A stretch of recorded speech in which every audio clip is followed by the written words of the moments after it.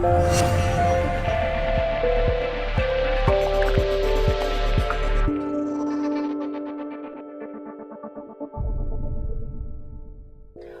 welcome to day 2 of the video diaries from our Changing the Score project in Rio.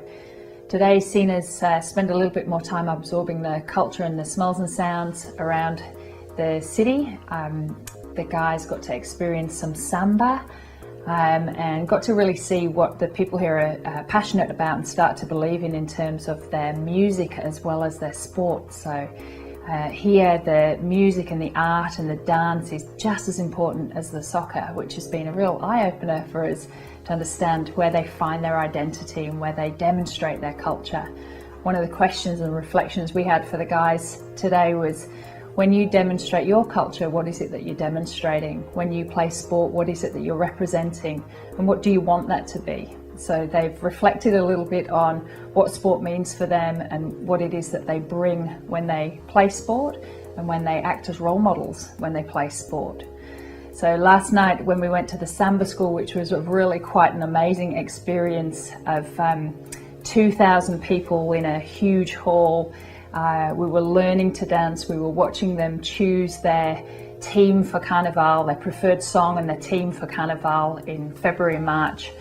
And there was such a passion and such a deep identity vested in the Samba, in the dance itself. And there was a group of women called the Baianas, who were a group of women over 50, and they symbolise the people who had in the resistance movement, the people over time who protected fugitives and who had spoken up for their people and shown courage.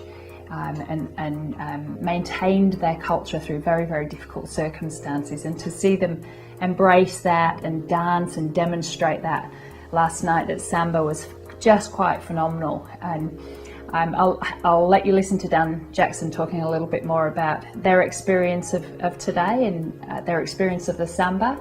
But I think the big takeout for me today was so much about culture being something that you live and breathe and represent in your identity every day.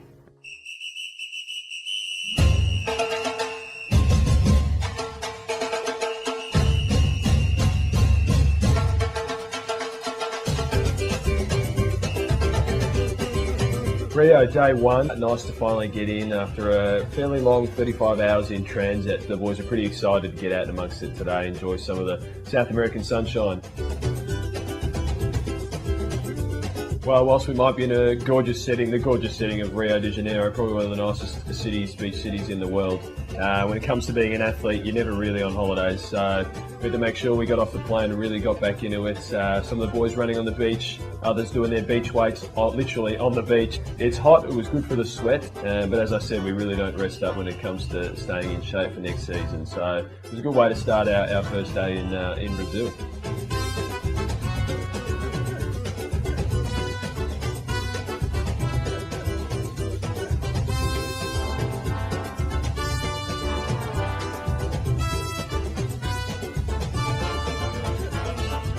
But we're not just here to get a nice tan and do our exercise in a nice environment. We all know that as athletes, professional athletes, especially in Australia, we're held in high regard for I guess the hard work, the discipline, the work ethic, the stuff that I guess epitomises professional athletes all over the world. And I think Brazil is going to be an absolute reflection of Australian culture. I could already see from what we've seen around on the beach in regards to their sport and their music that they're very, very passionate people. So whilst AFL footy certainly doesn't have a foothold in Brazil, hopefully the things that we're held in high regard for at home will actually put us in good stead here to maybe have a little bit of an influence over the coming few days, the coming week, when we actually get into real Brazilian culture, get into the favelas, meet some of the kids. Some people have had a pretty rough background, but have started to re-engage with their community. And also it'd be great to see what we can learn from them to take back to Australia and grow our influence there. So sport's something the boys all understand really well. We did get a real first-hand glimpse of another passion here, dance. We got first-hand look at that last night at one of the local Samba schools. Each Samba school basically has its own cult following, kind of like football clubs. They wear their colours, they come and support their team, and last night we got to see them pick their song for Carnival. There's one thing I should add, just because we're athletes and we've got good hand-eye, doesn't mean we can dance.